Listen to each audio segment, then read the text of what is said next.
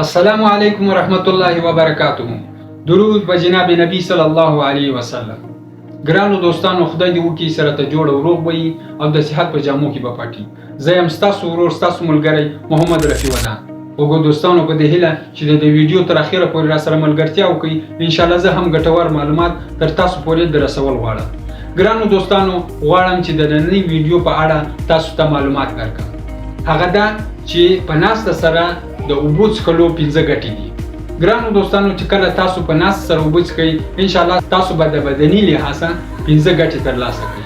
ورسره به د نبی صلی الله علیه وسلم په د اخیره زمانه کې یو سنت هم به ځای کوي. ګرانو دوستانو، چې کله تاسو په ناسته سره اوبه څښئ، نو تاسو د نبی صلی الله علیه وسلم یو سنت په ځای کوي. وګورئ دوستانو، راځم دا 5 ګټې تاسو ته درښایم. خو د دې څخه مخکې یو مهرباني وکړئ، زما دا چینل در سره سبسکرایب کړئ، لایک یې کړئ او د نور ملګرو سره یې شیر کړئ چې داسې ګټور معلومات تر هغوی پورې هم ورسیږي. ګرانو دوستانو، دا 5 ګټو کې لومړنۍ کومه ګټه چې ده هغه دماغ دی.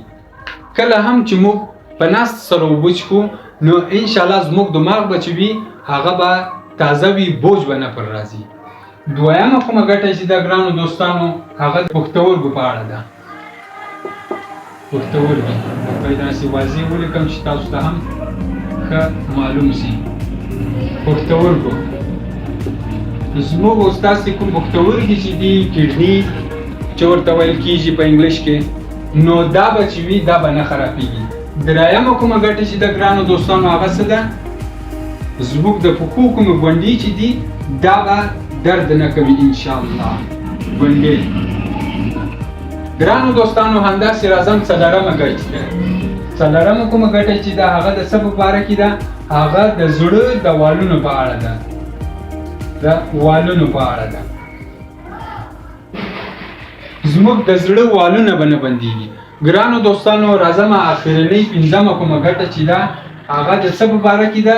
زموږ د ملا تیر چې کوم ده، په انګلیش کې ورته بیک بون ورته ویل کېږي، نو دا به چې وي دا به درد نه کوي ان شاء الله. ګرانو دوستانو، دغه 5 ګټې وي چې تر تاسو پورې مې در ورسولې.